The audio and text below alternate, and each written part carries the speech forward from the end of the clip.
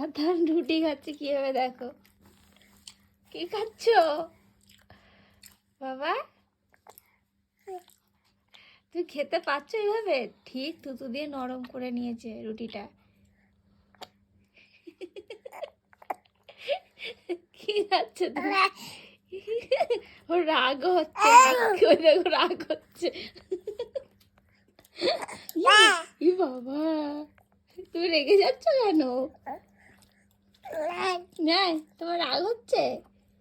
এই যে তোমার রাগ হচ্ছে? তুমি তুমি মুচিটা খেতে পারছো না?